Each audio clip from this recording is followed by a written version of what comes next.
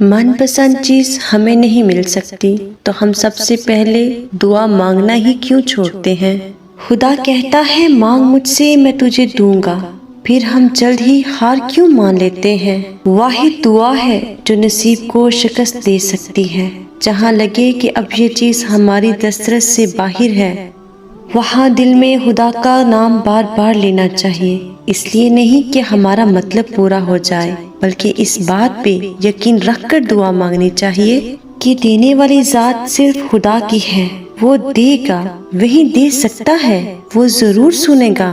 صاف نیت سے مانگا جائے، اس بات پر یقین رکھ کر کہ خدا کے لیے کچھ ناممکن نہیں، تو وہ ہمارا دل کیوں بدلے گا؟ وہ کن کہے گا۔ جب اس کے آگے چولی پھیلاؤ تو اس کو خوشی ہوتی ہے۔ بات صرف اپنی دعاؤں پر یقین رکھنے کی ہے۔ یاد رکھو، خدا دعا کی توفیق دیتا ہی تب ہے جب اس نے کن کہنا ہو۔ اس لیے مانگو، آخری سانس تک مانگو، خدا سے خدا کو مانگو، بدترین کو بہترین بنا کر واپس دے دے یہ مانگو، سکون سے مانگو۔ شرمندہ مت ہو، تم نے خدا کے سامنے صرف اپنی خواہش رکھی ہے، اس کو مشورہ نہیں دیا۔ کن کہنا، رستہ بنانا اور تمہیں سکون دینا اس پاک ذات کا کام ہے۔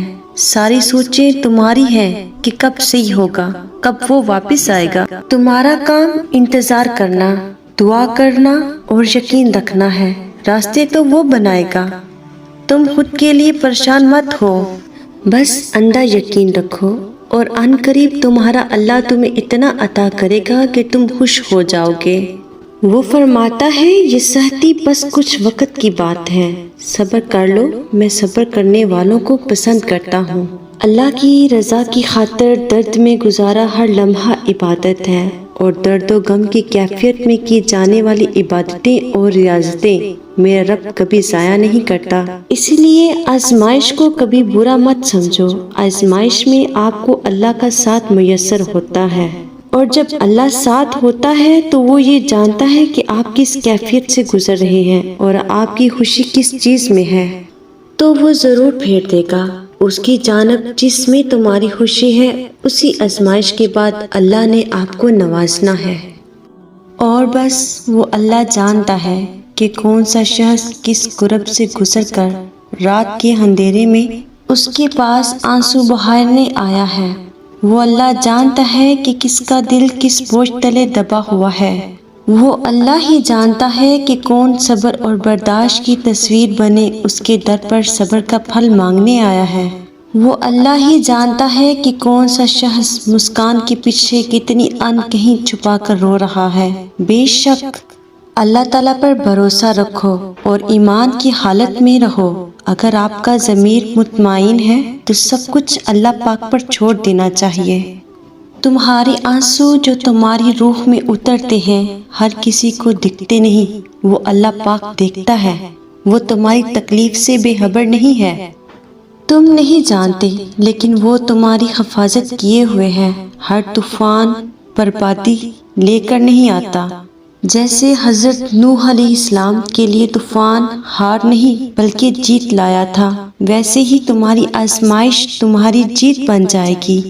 آغاز میں چوٹ ہے تو اختتام میں شفا بن جائے گی۔ وہ تمہیں ایسے نوازے گا کہ نمازوں میں تمہارے گرنے والے آنسو اللہ پاک کی رحمت پر حیران رہ جائیں گے، اور یہ کہ وہی ہنساتا ہے اور وہی رلاتا ہے۔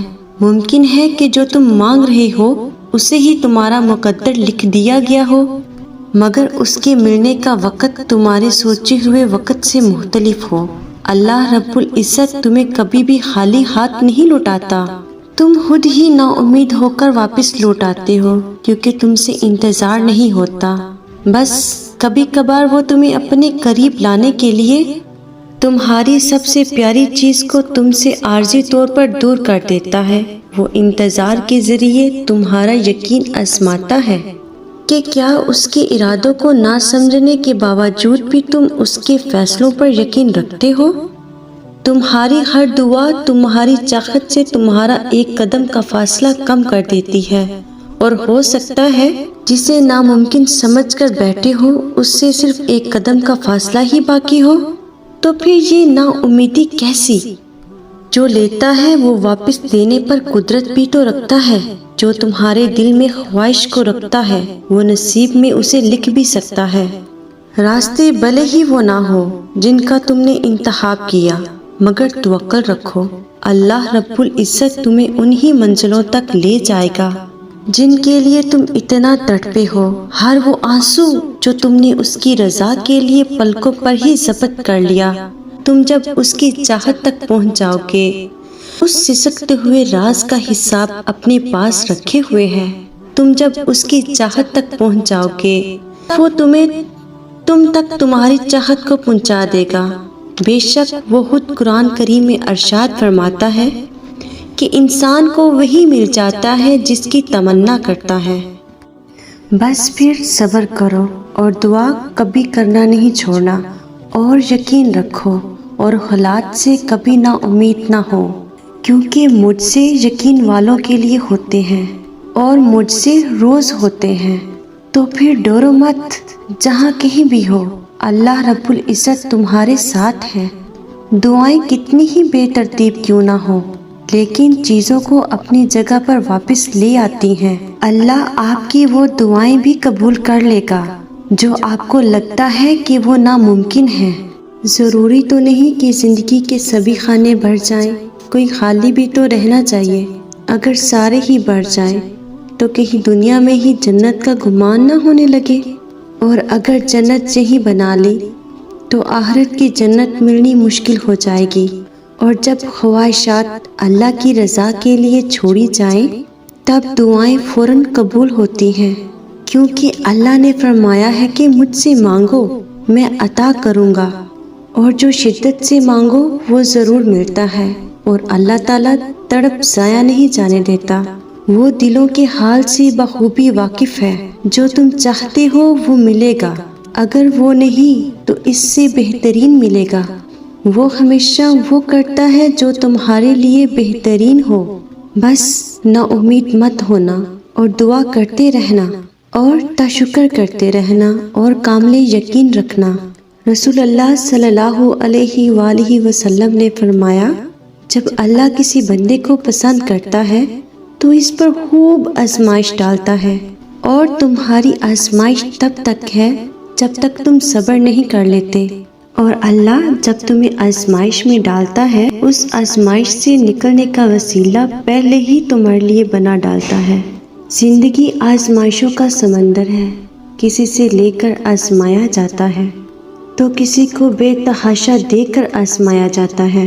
بس کہیں صبر کی تو کہیں شکر کی آزمائش ہے۔ آزمائش اللہ تعالیٰ اذیت دینے کے لیے نہیں بلکہ کچھ سکھانے کے لیے ڈالتا ہے۔ جتنی جلدی سیکھ جاؤ گے اتنی جلدی ہی دور ہو جائے گی۔ میرے پیارے رب کریم، یا ذوالجلال والاکرام، یا ارحم الراحمین، میں نہیں جانتی کون سی زمین، کون سا دل اور کون سا فیصلہ میرے لیے بہتر ہے۔ میں اپنے تمام کاموں کو تیرے ہاتھ میں سونپتی ہوں۔ یا اللہ پاک میرا نصیب کھول دے، میری دعاؤں پہ کن کہہ دے۔ یا اللہ تیری بندی تیری کن کی منتظر ہے۔ یا اللہ کوئی معجزہ کر دے، میرا نصیب کھول دے، ایسا نصیب کھول دے میرے مالک جس کی وسعت مجھے حیران کر دے اور مجھے خوش کر دے۔ یا اللہ تیری گناہ گار بندی تھک گئی ہے۔ یا اللہ پاک تیری رحمت سے نا امید نہیں ہوں، لیکن میرے اللہ پاک میری ہمت جواب دے گئی ہے۔ یقین کریں آپ کے آمین کہنے پہ 1 منٹ نہیں لگے گا۔ آپ کا آمین کہنا کیا پتہ میرے اللہ کو پسند آ جائے اور میرا نصیب کھل جائے۔ اللہ رب العزت سب کے معاملات درست کر دے اور سب کو عشق حقیقی میں مبتلا کر دے۔ کون جانتا ہے کہ اللہ پاک کا نیک بندہ یا بندی ہو اور اس کے وسیلے سے دعا قبول ہو جائے۔ آمین ثم آمین۔